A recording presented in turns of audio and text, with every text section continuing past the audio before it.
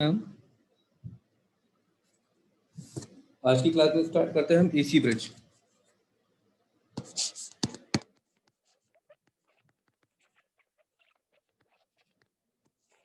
AC bridge, ठीक है। तो देखिए, अब हम जैसे कि आपने इससे पहले जो पढ़ा होगा, मतलब कि इससे पहले जो हम ब्रिजेस पढ़ते थे, तो आप वहाँ पे ब्रिजेस में देख रहे होगे कि वहाँ बेसिकली रेजिस्टेंस लगा होता था। इस तरीके से ब्रिजेस का जो कनेक्शन आपने 12th लेवल स्टैंडर्ड में पढ़ा था कि ये डिटेक्टर लगा होता था। तो कभी आपने ये ध्यान दिया है कि यहाँ पे जो सप्लाई यूज करते थे, वो जो सप्लाई यूज करते थे वो बेसिकली हमारी डीसी सप्लाई होती थी। That supply then DC supply, DC supply, ठीक है। बट एसी ब्रिज का मतलब होता है कि यहाँ पे जो हम सप्लाई यूज करेंगे बेसिकली वो डीसी ना यूज करके यहाँ सप्लाई क्या यूज करेंगे, हम एसी सप्लाई यूज करेंगे। अच्छा, अब आपको पता है कि जो एसी कंपोनेंट आपके बेसिकली तीन तरह के बेसिक कंपोनेंट होते हैं ना, आर, एल और सी। तो आर में तो अगर आप चाहे डीसी तो चाहे एसी तो कोई फर्क नहीं पड़ता, क्योंकि करंट और वोल्टेज के बीच का जो फेज डिफरेंस होता है वो कितना होता है, जीरो होता है। पर जो एल और सी होता है उसमें करंट और वोल्टेज का फेज डिफरेंस जीरो नहीं होता। वो डिपेंडेंट करता है कि हमने इंडक्टर या फिर जो भी आपका कैपेसिटर है उस कंपोनेंट को कैसे किया। यानी कि हम बोल सकते हैं कि यहाँ पे जो हमारा इसका कॉम्बिनेशन जो होता है वहां पे जो फेज डिफरेंस होता है वो फाई हमारा जीरो नहीं होता करंट और वोल्टेज के बीच का, ठीक है। तो एसी ब्रिज में क्या करेंगे, एसी ब्रिज में सबसे पहली बात तो ये है कि जो हम सप्लाई यूज करेंगे वो एसी यूज करेंगे। अब एसी सप्लाई यूज कर दी है तो हमें सिर्फ रेजिस्टेंस को तो यूज नहीं करना होगा ना, यानी कहीं ना कहीं हम कुछ आर, एल और सी को कुछ यूज करेंगे, यानी कि कहीं ना कहीं हम एल और सी को भी यूज करेंगे। तो कहीं ना कहीं अगर हम एल और सी को यूज करेंगे तो हम बोल सकते हैं कि इस एल और सी को यूज करने का मतलब हो गया कि इस ब्रिज की हेल्प से क्या करेंगे, हम इंडक्टेंस और कैपेसिटर को क्या करेंगे, मेजरमेंट करेंगे, ठीक है। We have to be measure the value of the inductance and the capacitor, ठीक है। तो उसके बाद में अब इसमें सबसे पहले अगर आपको मैंने यहाँ पे पीडीएफ नोट शेयर भी किया है तो हमने लिखा है the most common source in AC bridge. देखिए, एसी ब्रिज जब कभी भी आप कोई ब्रिज यूज करते हैं, अगर आप कोई भी ब्रिज यूज कर रहे हैं तो चलिए मैं एक फिगर को सही से बना देता हूँ। तो अगर हम कभी भी कोई ब्रिज को यूज करते हैं, मैं जनरल ब्रिज ले रहा हूँ, ये हमारा क्या है, एक डिटेक्टर एलिमेंट है और ये क्या है, हमारा एक सोर्स एलिमेंट है। तो ये क्या है, हमारा एक सोर्स है और ये क्या है, हमारा एक डिटेक्टर, ठीक है। ये हमारा सोर्स है और ये क्या है, हमारा डिटेक्टर है, ठीक है। तो यहाँ पे सबसे पहले मैंने सोर्स कुछ थ्योरी वाला पार्ट लिखा है तो आप उसको देख लीजिएगा। मैंने लिखा है the most commonly use source in AC bridge electronic oscillator. देखिए सोर्स यूज, अब मैंने क्या बताया कि जो सोर्स होगा वो क्या होगा, आपका फ्रिक्वेंसी डिपेंडेंट सोर्स होगा। अगर सोर्स फ्रिक्वेंसी डिपेंडेंट होगा तो फ्रिक्वेंसी क्या होगी, एक तो फ्रिक्वेंसी बहुत हाई होगी, ठीक है। तो अगर हाई फ्रिक्वेंसी एप्लीकेशन के लिए जो हम यूज करते हैं उसका नाम होता है इलेक्ट्रॉनिक ऑसिलेटर। इलेक्ट्रॉनिक ऑसिलेटर हम बेसिकली हाई फ्रिक्वेंसी एप्लीकेशन के लिए सोर्स की तरीके से यूज करते हैं। और फ्रिक्वेंसी अगर हमारी लो टू द नॉर्मल फ्रिक्वेंसी होगी, अगर हमारी लो टू द नॉर्मल फ्रिक्वेंसी होगी तो लो टू द नॉर्मल फ्रिक्वेंसी के लिए जो हम यूज करते हैं तो basically power line supply use करते हैं, पावर लाइन सप्लाई यूज करते हैं। ध्यान रखिएगा, ये जो मैंने जो पॉइंट बोले हैं कि हाई फ्रिक्वेंसी के लिए इलेक्ट्रॉनिक ऑसिलेटर यूज करेंगे और लो फ्रिक्वेंसी के लिए हम पावर लाइन यूज करेंगे। तो इन दोनों को बेसिकली ये क्वेश्चन बहुत इंपॉर्टेंट है for an PSU point of view. मतलब एक नंबर का क्वेश्चन ये बनता है कि electronic oscillator to be use in the AC bridge for an high frequency, for an low frequency, for an medium frequency, इस तरह के ऑप्शंस आपको मिलेंगे। तो ये एक सोर्स से रिलेटेड पॉइंट है। उसके बाद में यूज होता है डिटेक्टर। तो डिटेक्टर बेसिकली जो होता है एसी ब्रिज में, जो बेसिकली हम डिटेक्टर यूज करते हैं फॉर एन एसी ब्रिज, तब डिटेक्टर जो एसी ब्रिज में बेसिकली हम डिटेक्टर यूज करते हैं। तो हमारे पास डिटेक्टर जो होता है, पहला डिटेक्टर होता है जिसको बेसिकली बोलते हैं हम cell phone detector, cell phone detector. तो सेल फोन डिटेक्टर हो या हेडफोन डिटेक्टर हो, तो डिटेक्टर जो बेसिकली यूज होता है, डिटेक्टर भी क्या होगा हमारा, फ्रिक्वेंसी डिपेंडेंट होगा, क्योंकि हमको आरएलसी को मेजरमेंट करना है। तो डिटेक्टर भी क्या होगा हमारा, फ्रिक्वेंसी मेजरमेंट डिपेंडेंट होगा। तो बेसिकली जो डिटेक्टर होता है जिसमें फ्रिक्वेंसी मैंने लिख रखा है 250 हर्ट्ज से, अगर बेसिकली हम 4 किलो हर्ट्ज तक का डिटेक्टर यूज करते हैं तो उस डिटेक्टर को बेसिकली क्या बोलते हैं, उस पर्टिकुलर रेंज में अगर हम डिटेक्टर को यूज करते हैं तो उसको क्या बोलते हैं, हम सेल फोन डिटेक्टर बोलते हैं। उसी तरीके से बी पार्ट हमारा क्या है, वाइब्रेशन गैल्वेनोमीटर, वाइब्रेशन गैल्वेनोमीटर। तो जो वाइब्रेशन गैल्वेनोमीटर होता है वो यूज होता है 5 हर्ट्ज टू 1000 हर्ट्ज, ठीक है। जनरली इसको हम 2000 हर्ट्ज से बिलो में यूज करते हैं। तो ये भी क्वेश्चन, ठीक है। और एक हमारा जो है सीआरओ, सीआरओ को बेसिकली कहाँ यूज करते हैं, for an high frequency application use करते हैं। हाई फ्रिक्वेंसी एप्लीकेशन के लिए बेसिकली क्या करते हैं, हम सीआरओ का बेसिकली यूज करते हैं। तो ये भी अपने आप में तीनों एक बहुत ही इंपॉर्टेंट क्वेश्चन है कि कभी कभी पूछ लेता है कि 250 से, मतलब आपसे ये पूछेगा कि which of the following detector is to be used for high frequency analysis for an AC bridge. बहुत सारे नाम लिखे होंगे, cell phone detector, tunable detector और आपका वाइब्रेशन कैलोमीटर और सीआरओ। तो सीआरओ बेसिकली हाई फ्रिक्वेंसी के लिए यूज करते हैं। एक क्वेश्चन ये पूछता है कि which of the following most widely use, तो कौन सा होगा आपका सेल फोन डिटेक्टर होगा। मैंने सारा पीडीएफ नोट्स में लिख रखा है थ्योरी, ये जितना भी सोर्स और डिटेक्टर से रिलेटेड थ्योरी है वो थ्योरी आप बेसिकली पढ़ लीजिएगा, ठीक है। तो सबसे पहले हम एक, अगर हम ब्रिज को देखते हैं तो सबसे पहले एक ब्रिज का हम क्या करते हैं कि एक सर्किट देखते हैं कि general form of AC bridge, इस general form of AC bridge की कंडीशन क्या होगी और एक एसी ब्रिज किस तरीके से वर्क करेगा। तो देखिए अगर आप एसी ब्रिज को देखें,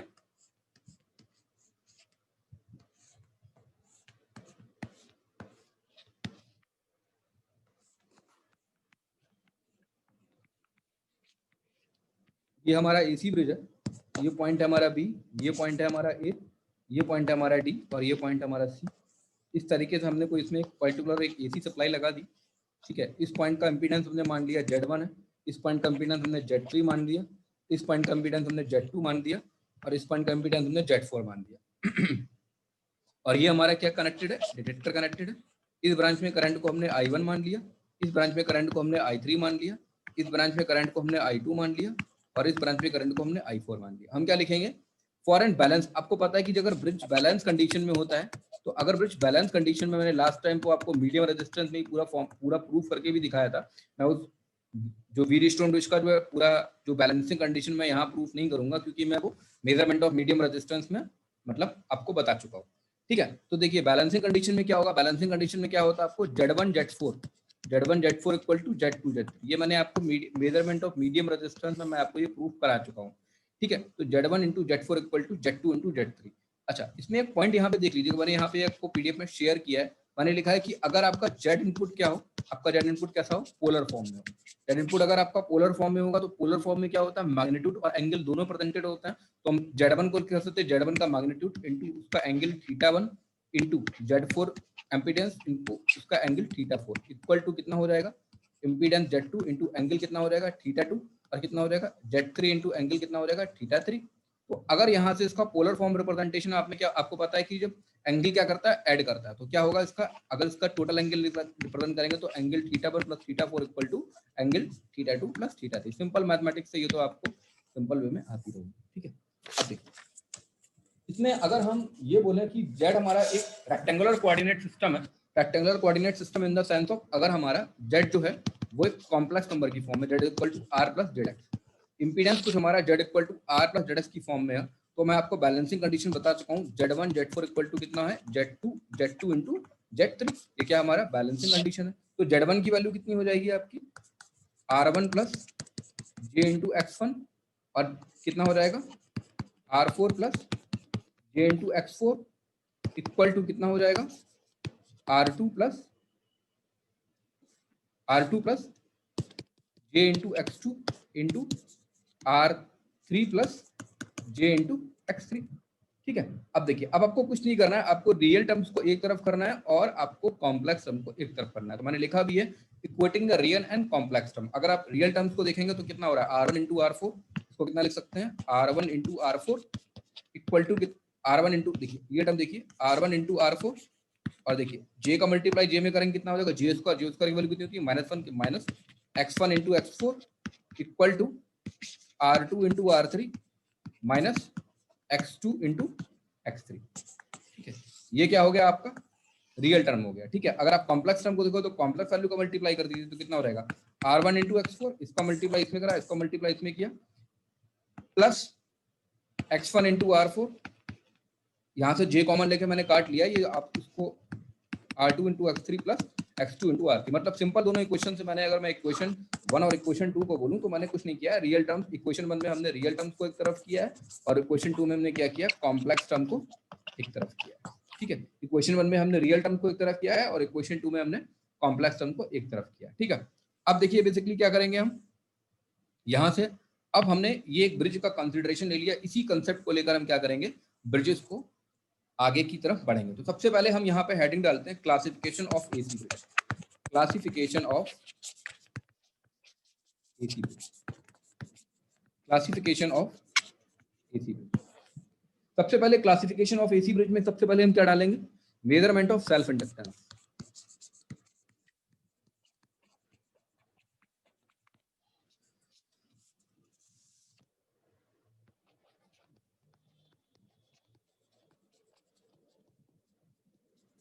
सबसे पहले मैंने आपको बताया ना कि हमारे पास आर एल सी, देखिए आर तो हमने आपको पढ़ा दिया, इससे पहली वाली क्लासेस में हमने क्या था, आपको आर पढ़ा दिया था। अब यहाँ पे एल और सी का मेजरमेंट कैसे पढ़ेंगे, ब्रिजेस की हेल्प से पढ़ेंगे, ठीक है। बेसिकली ब्रिजेस पढ़ने का जो हमारा मेन जो कंसेप्ट है, basically measurement of the self inductance L और measurement of the capacitance.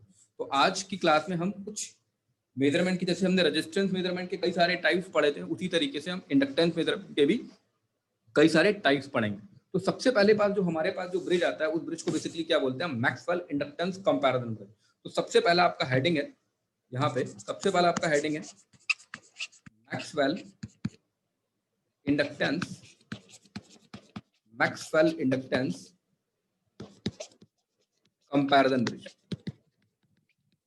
Maxwell inductance comparison bridge. सबसे पहले आप देखिए कि आपका मैक्सवेल इंडक्टेंस कंपैरिजन ब्रिज क्या होता है। तो अगर हम एक मैक्सवेल इंडक्टेंस कंपैरिजन ब्रिज को देखें, तो इस ब्रिज का भी क्या होगा, अपना एक स्पेसिफिक सर्किट होगा। तो इस ब्रिज के सर्किट को हम अगर थोड़ा सा एनालिसिस करने की कोशिश करें, तो इस ब्रिज को अगर हम एनालिसिस करने की कोशिश करेंगे, तो देखिए सबसे पहले मेजरमेंट ऑफ सेल्फ इंडक्टेंस में अगर इस ब्रिज को हम, इस ब्रिज के सर्किट को थोड़ा देखिएगा, इसका सर्किट बहुत इंपॉर्टेंट है। देखिए सबसे पहले यहाँ पे हमारा क्या होगा, एक इंडक्टर होगा, ये हमारा क्या होगा, एक रेजिस्टेंस होगा। ये ब्रिज का स्ट्रक्चर है, ये हमारी एक ब्रांच है रजिस्टर की। फिर ये क्या है, हमारा एक वेरिएबल इंडक्टर है, और फिर ये वेरिएबल इंडक्टर, और ये क्या है, हमारा एक रेजिस्टेंस, ठीक है। यहाँ पे हमारा क्या लगा हुआ है, ये डिटेक्टर डी लगा हुआ है, ठीक है। और फिर क्या लगा हुआ है, यहाँ पे हमारा एक एसी सप्लाई लगा हुआ है। मैंने कहा ना, सप्लाई हमेशा एसी यूज करेंगे। ध्यान रखिएगा, कभी भी अगर आप किसी भी इंटरव्यू वगैरह में जाएं, तो कभी भी अगर आप ब्रिज को ड्रॉ कर रहे हैं, किसी भी एसी ब्रिज को ड्रॉ कर रहे हैं, तो एग्जामिनर आपको कंफ्यूज कर सकता है कि यहाँ पे सोर्स क्या होगा, आपका एसी होगा कि डीसी होगा। तो आपको बाय डिफॉल्ट ध्यान में ये रखना है कि ये इंडक्टर है, और इंडक्टर और कैपेसिटर अगर किसी भी ब्रिज में लगा हुआ है, तो आपको सप्लाई वहां पे क्या यूज करना है, एसी यूज करना। अगर ब्रिज में सारे रेजिस्टेंस लगे हुए हैं, तो फिर आप फ्री हैंड हो, चाहे आप डीसी यूज करें चाहे आप एसी यूज करें। रजिस्टर है तो आप बाय डिफॉल्ट उसको डीसी यूज करिएगा। बट अगर एग्जामिनर आपसे बोले कि इसमें अगर हम एसी लगा दें तो क्या फर्क पड़ेगा, तो बेस्ट आंसर ये होगा कि एसी लगाने से कोई फर्क नहीं पड़ेगा, क्योंकि वोल्टेज और करंट के बीच का फेज डिफरेंस कितना है, 0, ठीक है। तो इतना बात आपको समझ में आ गया होगा। तो अब मैंने क्या किया, इस पॉइंट को हमने क्या डाला, ए पॉइंट डाला, इस पॉइंट को क्या डाला हमने, बी पॉइंट डाला, इस पॉइंट को क्या डाला हमने, सी पॉइंट डाला, और इस पॉइंट को हमने क्या डाला, डी पॉइंट डाला। इसको हमने माना ये L1 है, ये रेजिस्टेंस हमारा R1 है, ये हमारा L2 है, ये रेजिस्टेंस हमारा R2 है, ये रेजिस्टेंस हमने R3 मान लिया, और इस रेजिस्टेंस को हमने R4 मान लिया। डिटेक्टर में फ्लो होने वाली करंट को हमने क्या मान लिया, I2 मान लिया। इस ब्रांच में जो करंट फ्लो हो रही है उसको हमने मान लिया, ये करंट हमारी I1 है। इस ब्रांच में जो करंट फ्लो हो रही है उसको हमने I3 मान लिया। इस ब्रांच में करंट जो फ्लो हो रही है वो हमने I2 मान ली, और इस ब्रांच में करंट जो हो रही है वो हमारी I4। सबसे पहले हमें बेसिकली इस क्वेश्चन में निकालना क्या है, देखिए इस ब्रिज में सबसे पहले हमको जो मैक्सवेल इंडक्टेंस ब्रिज मैंने बनाया है, मैक्सवेल इंडक्टेंस कंपैरिजन ब्रिज है, इसमें क्या करना है कि हमने L2 को क्या बनाया, एक वेरिएबल बनाया, और R2 को क्या बनाया, वेरिएबल बनाया। मतलब कि ब्रिज बैलेंस कंडीशन में कब होगा, ब्रिज को बैलेंस कंडीशन में कैसे ला सकते हैं, ब्रिज को बैलेंस कंडीशन में लाने के लिए क्या करना पड़ेगा, उसकी किसी ना किसी एक आर्म को आपको क्या बनाना पड़ेगा, वेरिएबल बनाना पड़ेगा। क्योंकि उस आर्म को वेरिएबल बना के क्या करोगे आप, उस ब्रिज को बैलेंस, क्योंकि ब्रिज को बैलेंस करने का तरीका यही तो है ना, कि ब्रिज को बैलेंस करने का तरीका ये है कि उसके इंपीडेंस के बेसिस पर आपका ब्रिज क्या होता है, बैलेंस होता है। अगर उसका ब्रिज इंपीडेंस के बेसिस पर अगर ब्रिज बैलेंस होता है, इसका मतलब आपको कोई ना कोई एक इंपीडेंस को वेरिएबल बनाना पड़ेगा, जिससे वो बैलेंसिंग की कंडीशन को क्या करे, सेटिस्फाइड करे। तो यहाँ पे हमारा टारगेट ये होगा कि जो L1 है, मैंने लिखा भी है, जो L1 है, इस क्वेश्चन में क्या है कि जो L1 है बेसिकली वो हमारा क्या है, अननोन है। तो बेसिकली आपको यहाँ पे L1 की वैल्यू को ही फाइंड आउट करना है, और L1 की वैल्यू को जो हम फाइंड आउट करेंगे वो L2 के टर्म्स में फाइंड आउट करेंगे, क्योंकि हमने L2 को क्या बना रखा है, एक स्टैंडर्ड वेरिएबल सेल्फ इंडक्टेंस बना रखा है। तो जो हमारा L2 है जो कि स्टैंडर्ड है, जो कि हमको पहले से क्या है, नोन है, L2 हमको नोन है, ठीक है। तो इसीलिए इस सर्किट में आप ये चीजों को देख सकते हैं। अब देखिए, अब यहाँ पे कुछ नहीं करेंगे, यहाँ सिंपल से जो थोड़ी सी नेटवर्क थ्योरी लगेगी, कुछ नहीं किया। सबसे पहले हमने क्या बोला, हमने बताया अगर हमारा ब्रिज बैलेंस कंडीशन में होगा तो एट बैलेंस कंडीशन क्या होगा, एट बैलेंस कंडीशन। अगर बैलेंस कंडीशन में होगा तो बैलेंस कंडीशन में क्या होगा आपका, अगर इस इंपीडेंस को हम क्या मान लें, ये हमारा कितना है, Z1 है, इसको हमने क्या मान लिया, ये हमारा Z4 है, ये हमने क्या मान लिया, ये हमारा Z3 है, ये हमने क्या मान लिया, ये हमारा Z2 है। तो इस तरीके से अगर हमने ये सारे वेरिएबल्स को मान लिया है, तो यहाँ पर हम क्या कर सकते हैं, उस बैलेंस कंडीशन को दोबारा फिर से ड्रॉ कर दें। तो बैलेंसिंग कंडीशन क्या होगी, बैलेंसिंग कंडीशन हमारी होगी Z1 into Z4 equal to Z2 into Z3 simple है, ये बैलेंसिंग कंडीशन होगी। अब देखिए अब क्या करेंगे हम, यहाँ पे हम क्या करेंगे, अब बेसिकली Z1 Z2 की वैल्यू को फाइंड आउट करेंगे। तो अगर देखिए Z1 की वैल्यू को अगर हम फाइंड आउट करें, अगर हम Z1 की वैल्यू को फाइंड आउट करें,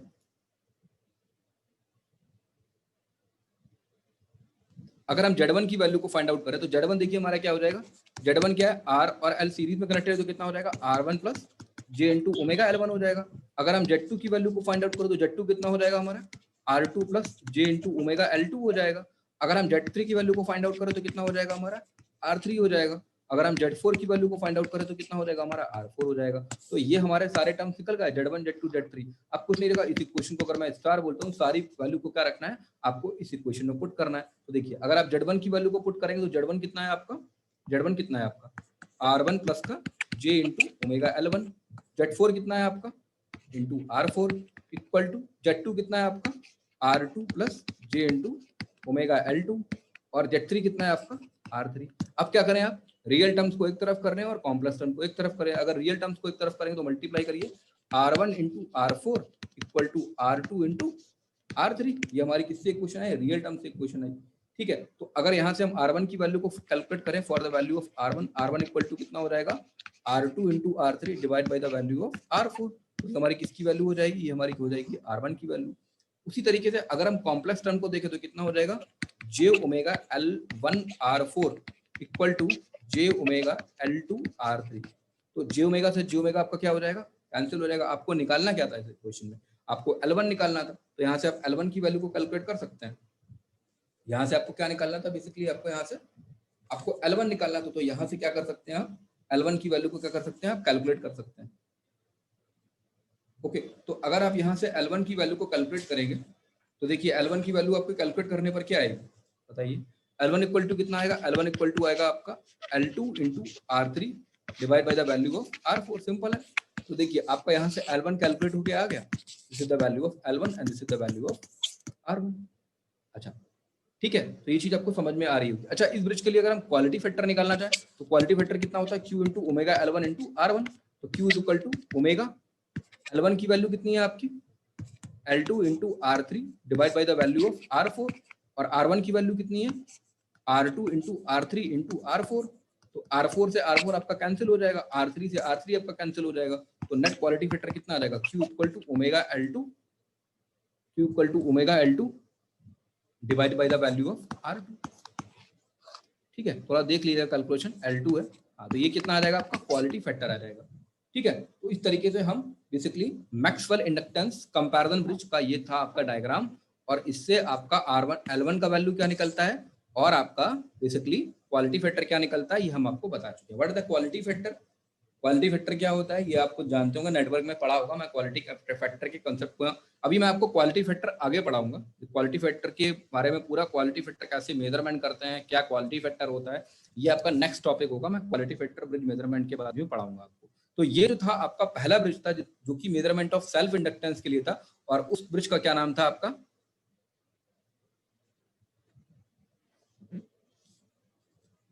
उस ब्रिज का नाम था आपका मैक्सवेल इंडक्टेंस कंपैरिजन ब्रिज। ये क्या था आपका, Maxwell inductance comparison bridge. Okay, that is the bridge is name as Maxwell inductance comparison bridge. Okay, तो अब मैक्सवेल इंडक्टेंस कंपैरिजन ब्रिज के बाद में जो हमारा अगला टाइप का ब्रिज आता है, इसी में कुछ दो तीन टाइप के ब्रिज हैं। वो जो अगला टाइप का ब्रिज है उसका नाम है आपका बेसिकली क्या, Maxwell capacitance comparison bridge. Maxwell capacitance comparison. एक मैक्सवेल कैपेसिटेंस कंपैरिजन ब्रिज क्या होता है, जैसे कि हमने मैक्सवेल इंडक्टेंस कंपैरिजन ब्रिज के लिए हमने सर्किट बनाया था, वैसे ही हम क्या करेंगे अब वेरिएबल कैपेसिटर की हेल्प से क्या करेंगे हम। उस मैक्सवेल इंडक्टेंस ब्रिज में क्या था, हमने इंडक्टर का सेल्फ इंडक्टेंस है, हमने मेजरमेंट ऑफ द इंडक्टेंस करना है। एक इंडक्टेंस का मेजरमेंट हमने दूसरे इंडक्टेंस के रिस्पेक्ट में किया था। और मैक्सवेल कैपेसिटेंस कंपैरिजन ब्रिज में क्या होगा कि हम इंडक्टेंस का मेजर, हम फिर से सेल्फ इंडक्टेंस ही मेजरमेंट करेंगे। ये सेल्फ इंडक्टेंस का दूसरा टाइप है, ध्यान रखिएगा, ये सेल्फ इंडक्टेंस का मेजरमेंट करने का दूसरा टाइप है। पर यहाँ लिखा हुआ है कैपेसिटेंस, यानी कि अब की बार से जो हम इंडक्टेंस मेजरमेंट कर रहे हैं, सेल्फ इंडक्टेंस मेजरमेंट कर रहे हैं, वो हम किसी कैपेसिटर के रिस्पेक्ट में करेंगे। तो अब कहीं ना कहीं हमें सर्किट में कोई ना कोई कैपेसिटर को लगाना पड़ेगा। तो इसका सर्किट क्या होगा, ये बेसिकली सर्किट आपको सारे याद रखने पड़ेंगे। अगर इसका सर्किट मैं ड्रॉ करूं,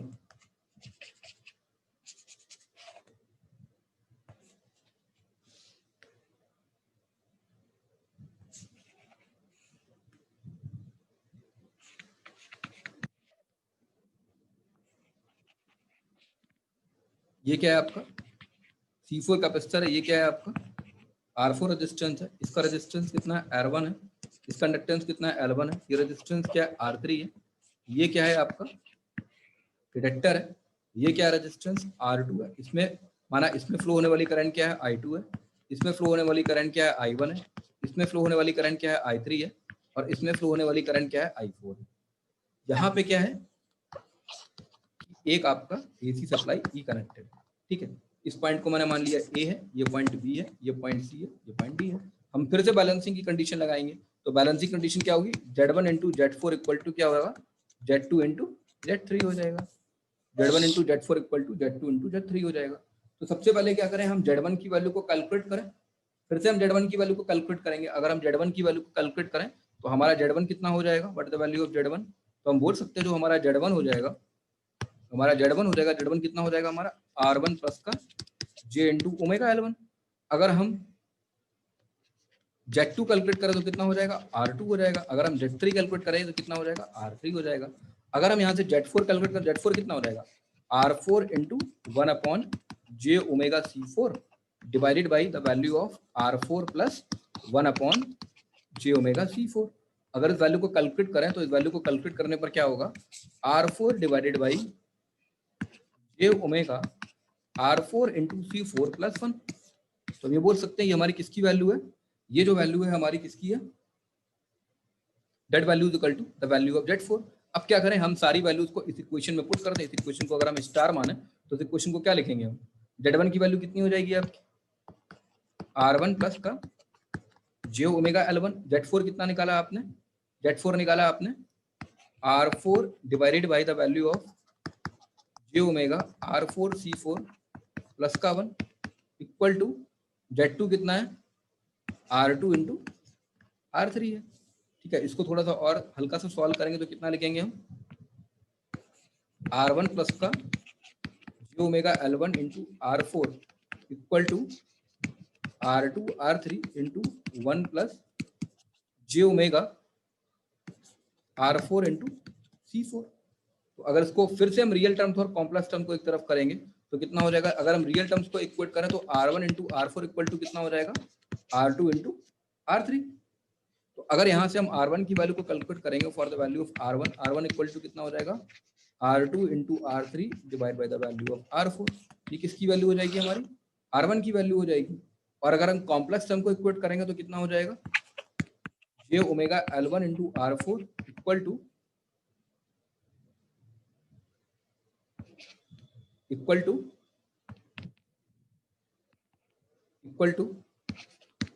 J omega R2 R3 R4 into C4। तो J ओमेगा से J ओमेगा क्या हो जाएगा, कैंसिल हो जाएगा। तो यहाँ से हम अगर हम L1 की वैल्यू को कैलकुलेट करेंगे तो L1 इक्वल टू कितना हो जाएगा R2 into R3 into R4 into C4 divide by the value of R4। तो ये हमारे फिर से क्या आ गई, L1 की वैल्यू आ गई। अगर यहाँ से हम क्वालिटी फैक्टर निकालेंगे, आपको पता है क्वालिटी फैक्टर क्या होता है, Q equal to omega L by R। ये क्या होता है, क्वालिटी फैक्टर होता है। तो अगर यहाँ से Q निकालें, Q1 कितना निकालें, कितना रहेगा omega L1 divide by the value of R1। अब देखिए क्या आप R1 यहाँ से आप R1 निकाल चुके हो और यहाँ से क्या निकाल चुके हो, आप L1 निकाल चुके हो। दोनों वैल्यूज को उठा के इस इक्वेशन में पुट कर दीजिए। तो क्वालिटी फैक्टर Q1 कितना आ जाएगा, ओमेगा L1 कितना हो जाएगा आपका C4 R4 into R2 into R3 into R4। अब सारी वैल्यूज को पुट कर लेना, मैं डायरेक्टली जो लिखा रखा है मेरे पास, मैंने PDF में शेयर किया है, डायरेक्टली आपको L1 R4 की वैल्यू निकालना, मैं डायरेक्टली लिख दे रहा हूँ। तो जो क्वालिटी फैक्टर आपका कितना आएगा, that is equal to omega C4 into, ठीक है। तो ये आपका पॉइंट यहाँ से क्लियर हो गया, ठीक है। तो अच्छा, मैक्सवेल कैपेसिटेंस ब्रिज में एक पॉइंट बहुत पूछा जाता है और जो कि बहुत ही कॉमन पॉइंट है किसी भी कॉम्पिटिटिव एग्जामिनेशन के लिए, कि जो मैक्सवेल कैपेसिटेंस कंपैरिजन ब्रिज होता है ये हमेशा मीडियम क्वालिटी फैक्टर को मेजरमेंट करने के लिए होता है। Medium quality factor, for an medium quality factor the Maxwell capacitance comparison bridge is to be used. और क्वालिटी फैक्टर की वैल्यू कितनी होती है, 1 से लेकर 10 तक। ये क्वेश्चन आपको देखने को मिलेगा। Maxwell capacitance comparison bridge is to be measurement of the medium quality factor and the quality factor is to be lie between the 1 to 10। ठीक है, ये चीज आपको बहुत अच्छे से क्लियर होनी चाहिए। तो ये था आपका मेजरमेंट ऑफ द इंडक्टेंस। ये मेजरमेंट ऑफ द इंडक्टेंस के आपके मैंने 2 ब्रिज आज पढ़ा दिए, टाइम ओवर हो रहा है आपका। तो अब बाकी के जो दो दो मेथड्स हैं ये मैं आपको कब पढ़ाऊंगा, ये आपको मैं नेक्स्ट क्लास यानी कल की क्लास में पढ़ाऊंगा। ठीक है, ठीक है।